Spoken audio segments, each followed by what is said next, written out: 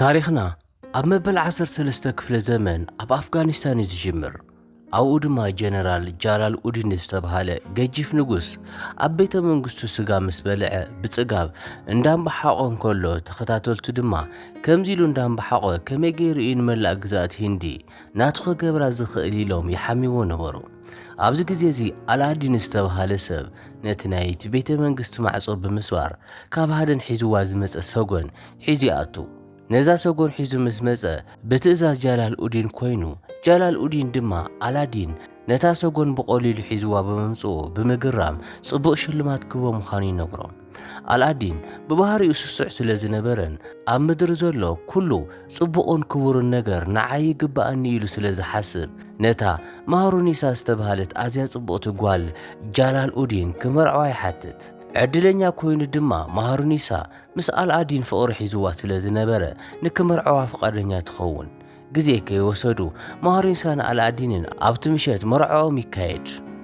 ይኹን እምበር ኣላዲን ኣብቲ ናይ መርዓ ፕሮግራም ስለ ዘይነበረ ጃላል ኡዲን ነቲ እሙን ሰራሕተኛኡ ንኣላዲን ክደልዮ እዞ። እቲ እሙን ሰራሕተኛ ንኣላዲን ክደልዮ ምስ ኸደ ኣላዲን ኣብ መዓልቲ መርዑኡ ምስ ካልአይቲ ሰበይቲ ክሳዓም ይረኽቦ። እቲ ሰራሕተኛ እንታይ ዓይነት ርኩስ ነገር ትገብር ኣለኻ ኢሉ ምስ ወቐሶ ኣላዲን ብዘይ ዝኾነ ሻቕሎት ነቲ ሰብኣይ ይቐትሎ። ኣላዲን ናብቲ መርዓ ተመሊሱ ምስቶም ሰባት ክስዕስዕ ይጅመር። ማህሩኒሳ ሰብኣያ ምስ ካልአይቲ ሰበይቲ ከም ዝነበረ ትሰምዕ። ማህሩኒሳ ኣላዲን ከምቲ ዝሓሰበቶ ጽቡቕ ሰብ ከም ዘይኾነን ከም ዓይነት ጽቡቓት ደቂ ኣንስትዮ ናቱ ገይሩ ክነብር ዝደሊ ሰብ ምዃኑ ትርዳእ። ኣላዲንን ማህሩኒሳን ምስ ተመርዐው ኣላዲን ናይ ጀላል ኡዲን ጀነራል ጦር ኮይኑ ይሽየም። እቲ ምርኢትና እንትቕየር ኣብ ሓደ ጥቕጥቕ ዝበለ ጫካ እታ ኩሉ ሰብ ጽባቐኣ ዝመስከረላ ናይ ሲንጋል ቤተ መንግስቲ ልዕልቲ ፓርሚፒታኒ ኣብ ጫካ ሚዳቆ ክትሃድን ንርኢ። ነታ ሚዳቆ ንምህዳን ቀስቲ ክትድርቢ እንከላ ተጋግያን ሓደ ኣብቲ ከባቢ ዝነበረ ሰብ ደረት ትወጎ። እቲ ብቐስቲ ዝተወግአ ሰብ ዋላ እኳ እንተተጎድአ ንፓርሚፒታኒ ምስ ረኣያ ብጽባቐኣ ተማሪኹን ፈዚዙን እንዳረኣያ ነፍሱ ስሒቱ ይወድቕ። ፓርሚፒታኒ ነቲ ዝተጎድአ ሰብ ንምሕካም ናብ ቤተ መንግስቲ ወሲዳ ሕክምና እንዳተገበረሉ እንከሎ እቲ ሰብ እቲ ውሩይ ዝኾነ ናይ ቺቶር ከተማ ንጉስ ራታን ምዃኑ ትፈልጥ። ራታን ነፍሱ ስሒቱ እንከሎ ሰበይቱ ናግማቲ ነቲ ዝፈትዎ ናይ ክሳድ ሕብሪ ንሓደ ሰብ ህያብ ስለ ዝሃበትሉ ብሕልሚ ይጭርሐላ ነበረ። ነቲ ሕብሪ እንደገና ክትረኽቦ ከም ዘይትኽእል ነጊራ እቲ ሕብሪ ኣብ ሲንጋል ከተማ ጥራሕ ስለ ዘሎ ናብ ሲንጋል ከተማ ከይዱ ከምጾ ከም ዝነገሮቶ ይዝክር። ራታን ካብቲ ዝወደቆ ምስ ተበራበረ ፓርሚፒታኒ ካብ መጉዳእቲ ክትሓውስ ስለ ዘለካ ዕረፍ ኢላ ክተደቁሶ እንተፈተነት እኳ ራታን ከም ዓይነት ጽቡቕቲ ሰበይቲ ርእዩ ስለ ዘይፈልጥ ተመሊሱ ክድቅስ ይሽገር። ኣብዚ እዋን ኣቦኣ ንፓርሚፒታኒ መጺኡ ንራታን በቲ ጓሉ ዘብጽሐትሉ ጉድኣት ይቅርታ ሓቲቱ ኣብ ቤተ መንግስቶም ጋሻ ስለ ዝኾነ ክሳብ ዝደለዮ ግዜ ክጸንሕ ከም ዝኽእል ይነግሮ። ፓርሚፒታኒ ንራታን እቲ ብትእዛዝ ሰበይቱ ዝደልዮ ዝነበረ ናይ ክሳድ ሕብሪ ምስ ሃበቶ ንሳውን ብፍቕሪ ተታሒዛ ስለ ዝነበረት ናብ ቤተ መንግስቱ ንከይምለስ ኢላ ቁስልኻ ገና ስለ ዘይሓወ ናብ ዝኾነ ቦታ ክትከይድ የብልካን ትብሎ። ኣብዚ ሰዓት ክልቲኦም ብኸቢድ ፍቕሪ ስለ ዝተተሓዙ ራታን ንፓርሚፒታኒ ሕቶ መርዓ ኣቕሪቡ ናብ ዓዱ ክወስዳ ከም ዝደሊ ምስ ነገራ ሕቶኡ ተቐቢላ ሓቢሮም ናብ ቺቶር ይኸዱ። ነቶም ነበርቲ ከተማ ቺቶር ንፓርሚፒታኒ ምስ ኣላለዮም እታ ቐዳመይቲ ሰበይቲ ናግማቲ ግን ብሕርቃን ትቃጸል። ኣብ ተመሳሳሊ ሰዓት ጃላል ኡዲን ነታ ከም ዋና ከተማ ህንዲ ዝነበረት ዴልሂ ብምውራር ናይ ህንዲ ንጉስ ይኸውን። ንዙፋኑ ዓብዪ ስጋእ ዝኾኑ ሰባት ስለ ዝነበሩ ኣላዲን ሰራዊቱ መሪሑ ንጸላእትኻ ከጥፍአልካ ኢልዎ ይብገስ። ሰራዊት ኣላዲን ቁጽሮም ካብቶም ጸላእቲ ዝነኣሰ እኳ እንተነበረ ነቲ ኹናት ብዓወት ብምዛሞም ካብ ጃላል ኡዲን ኣድናቖት ይረኽቡ። ኣብ ከተማ ቺቶር ፓርሚፒታኒ ንበዓል ቤታ ራታን ባህላዊ ሳዕስዒት ክትስዕስዕ ተዳልያላ። ራታን ነቲ ብዙሕ ዝፈልጥን ዝምነዮን ኣማኻሪኡ ራካቭ ምስ ፓርሚፒታኒ ይላልዮ። ራካቭ ብጽባቐ ፓርሚፒታኒ ይድነቕ። ንራታን ጽቡቕቲ ሰበይቲ ምዃና ንምርጋጽ ፍልጠታት ዝፍትሽ ሕቶታት ይሓታ። ፓርሚፒታኒ ንኹሉ ሕቶታት ብፍልጠትን ስርዓትን ምስ መለሰትሉ ራካቭ በኣ ይድነቕ። ፓርሚፒታኒ ንራታን ምስ ሳዕስዐትሉ ራታን ከምዚ ዓይነት ሰበይቲ ስለ ዝረኸበ ዕድለኛ ከም ዝኾነን ኩሉ ድሌታ ከም ዝፍጽመላን ይነግራ። ንሳ ግን ንዕኡ ናታ ምግባራ ጥራሕ ከም ዘሐጎሳ እንዳነገረቶም ኮላ ሓደ ሰብሑ ክሪኦም ከም ዝጸንሐ ይስምዓ። ራታን ነቲ ሰብ ንምርካብ ካራ ይድርቢ፣ ግን ኣብቲ ቦታ ማንም ኣይነበረን። እታ ካራ ግን ደም ስለ ዝነበራ ሰብ ከም ዝነበረ የረጋግጹ። ፓርሚ ቢታኒ ኣብቲ ካራ ሽታ ናይ ራካብ ስለ ዝረኸበት ንራታን ትነግሮ። ራታን ንራካብ ይጽውዖ። ወታደራት ራታን ንራካብ ሸምባቆ እንዳተጻወቱ እንከሎ ሒዞሞ ይመጹ። ራታን ንራካብ ክዳኑ ከውፅእ ይስዞ። ኣብቲ ደረቱ ድማ በቲ ራታን ዝደርበየ ካራ ዝተፈጠረ ቁስሊ ይርኢ።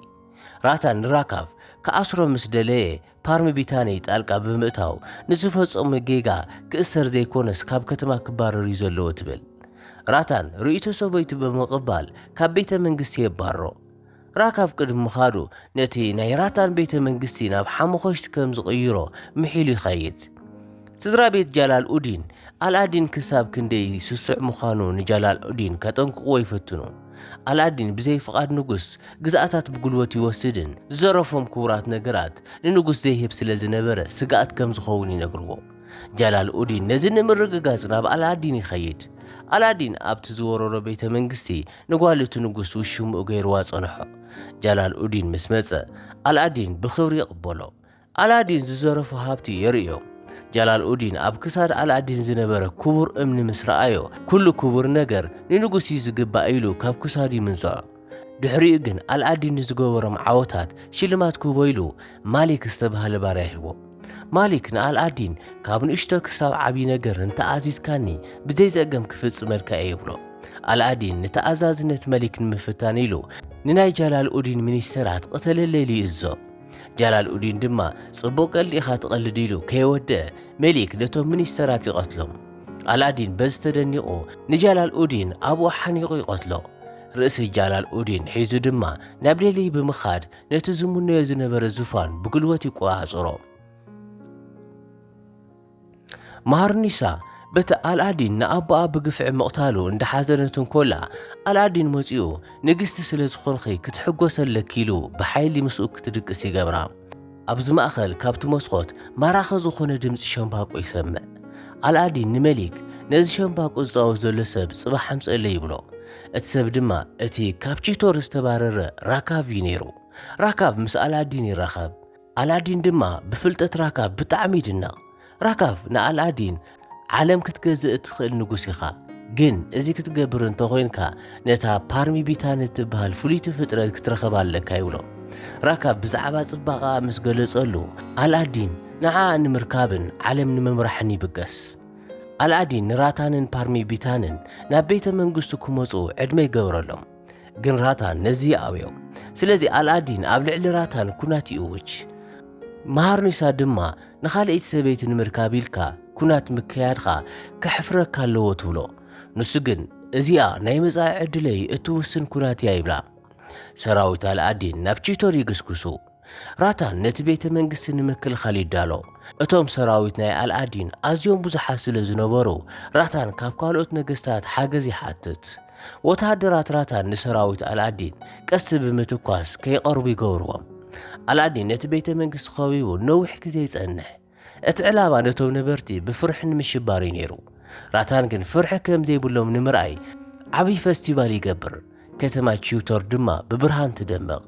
ሰራዊት ኣልኣዲን ኣብቲ ቦታ ብምጽንሖም ብጥሜትን ድኻምን ይማረሩ። ኣልኣዲን ንሰራዊት ንምልዓል ግጥም የካይድ። ድሕሪ 2 ወርሒ እኳ ዋላ ሓንቲ እንተዘይተለወጠ ኣልኣዲን ተስፋ ከይቆረፀ ይጽበ።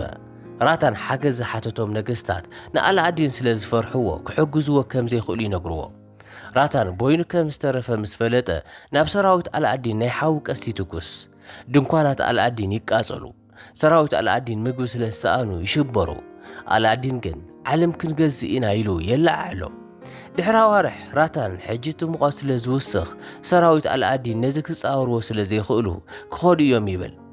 ኣልኣዲን እውን እቲ ኩነታት ኣየር ከም ዝኸብዶም ስለ ዝፈለጠ ዝኸፍእ ነገር ቅድሚ መምጽኡ ብሰላም ከኣቱ ፍቐዱለይ እሞ ዕርቂ ክንገብር ዝብል መልእኽቲ ይሰድድ። ራታን ገለ ቅድመ ኩነት ብምቕማጥ ማለት እውን ሰራዊት ኣልኣዲን ናብ ደሊ ክምለስ ከም ዘለዎ ብምግላጽ ኣልኣዲን ቦይኑ ከኣቱ ይፈቕደሉ። ኣልኣዲን ነቲ ቅድመ ኩናት ከም ዝተቐበሎ ብምምሳል ሰራዊቱ ግን ኣብ ቀረባ ክጸንሕ ገይሩ ናብ ቤተ መንግስቲ ራታን ይኣቱ። ኣልኣዲን ንራታን ህያብ ሂቡ ከም ፈታዊ ኮይኑ ሙሉእ መዓልታዊ ይሕልፍ ጸኒሑ ነታ ጽቡቕቲ ሰበይትኻ ፓርሚ ቢታኒ ክተፋልጠኒ ይደሊ ኣለኹ ይብሎ ራታን ድማ በዚ ብጣዕሚ ይበሳጨው ፓርሚ ቢታኒ ግን ብቐሊሉ ስለ ዘይኸይድ ሓንሳብ ርኡኒ ይኽር ትብል ብመጋረጃ ተሸፊና ትመጽእ ግን ኣልኣዲን ጽባቐ ከይረኣየ በቲ መጋረጃ መሊሳ ትሽፈን ኣላዲን በዚ ሓሪቆ ንራታን ሓቢርና ድራር ክንበልዕ ናብቲ ሰራዊተይ ዘለውዎ ቦታ ንኸድ ይብሎ ራታኑን ብዘይ ምንም ጥርጣርን ፍርሕን ምስ ኣልኣዲን ይኸይድ ኣብኡ ምስ በጽሑ ግን ኣልኣዲን ንራታን ይኣስሮ ቀጺሉ እውን ንፓርሚ ቢታኒ እንተዘይሂብኩምኒ ንንጉስኩም ኣይፈትሑን ዝብል መልእኽቲ ናብ ፓርሚ ቢታኒ ይሰድድ ህዝቢ ቺቶር ድማ ብጣዕሚ ይሽበር ናግማቲ እታ ቀዳመይቲ ሰበይቲ ኣልኣዲን ንፓርሚ ቢታኒ ትወቕሳ ፓርሚ ቢታኒ ንራታን ንምድሓን ባዕላና ደልየ ክትከይድ ትውስን 800 ደቂ ኣንስትዮ ሒዘ ክመጽእ ዝብል መልእኽቲ ድማ ናብ ኣልኣዲን ትሰድድ ግን እተን 800 ደቂ ኣንስትዮ ዘይኮናስ ተዋግእቲ ወታደራት እዮም ነይሮም ከምኡውን ርእሲ ናይቲ ከዳዕ ራካፍ ክባ ተሓቶ ኣልኣዲን ራካፍ ቀቲሉ ርእሱ ይሰደላ ፓርሚ ቢታኒ ናብ ደሊ ክትኸይድ እቶም ተባዓት ወታደራት ካብቲ ናይ ደቂ ኣንስትዮ ክዳን ወፂኦም ንሰራዊት ኣልኣዲን የጥቅዕዎም ፓርሚ ቢታኒ ምስ መሃሩኒሳ ብምልዝዛብ ንራታን ካብ ቤት ማእሰር ተውጾ መሃሩኒሳ ንስባያ ኣልኣዲን ጠሊማ ንራታንን ፓርሚ ቢታንን ንከምልጡ ትሕግዞም ራታን ክሃድም እንከሎ ንኣልኣዲን ይረኽቦሞ መሊስና ኣብ ኩናት ክንራኸብ ኢና ኢልዎ ይሃድም ራታንን ፓርሚ ቢታንን ናብ ቺቶር ይምለሱ ኣልኣዲን መሃሩኒሳ ከም ዝጠለሞቶ ምስ ፈለጠ ንዓውን ይኣስራ ድሕሪ ገለ ግዜ ኣልኣዲን ዓብይ ሰራዊት ሒዙ ንቺቶር ንምጥፋእ ይምለስ ራታን ሰራዊትና ውሕድ እዩ ምናልባት ክንስዕራይ ንኽእል ንኸውን ኢሉ ንፓርማ ቢታኒ ይዛረባ ፓርሚ ቢታኒ ድማ ንስኻ እንተሞይትካ ኣነ እውን ነብሰይ ካጥፋእየ ኢላ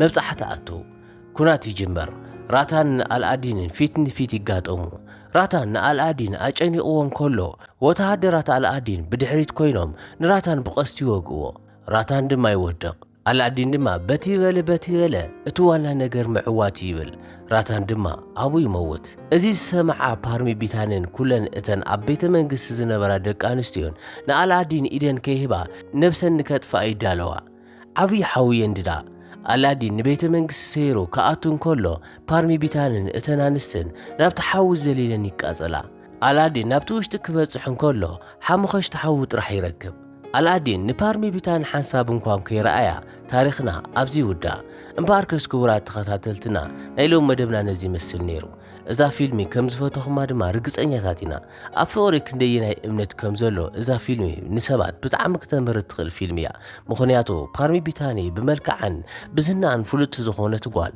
ድሕሪ ራታን ምስ ካልኦት ንጉሳት ክትነብር እንዳኸኣለት ንሳ ግን ድሕሪ ራታን ህይወት የብለይን ብምባል ነብሳ ናብ ሓሙኸሽቲ ቀይራ ክሳብ መወዳእታ ካብዚ ዓለም ተፈልያላ እምበር ከስ ክቡራት ተኸታተልትና ካብዚ ዝዓቢ ፍቕሪ ኣሎ ድዩ እስኪ ኣብ ኮመንት ዘለኩም ሪቶ እንዳጻሓፍኩም ንዓና እውን ላይክ እንዳገበርኩም እንዳበረታታኹም ተዘናግዑ ሓቢርኩምና ስለ ጸናሕኩም ግን ብጣዕሚ ነመስግን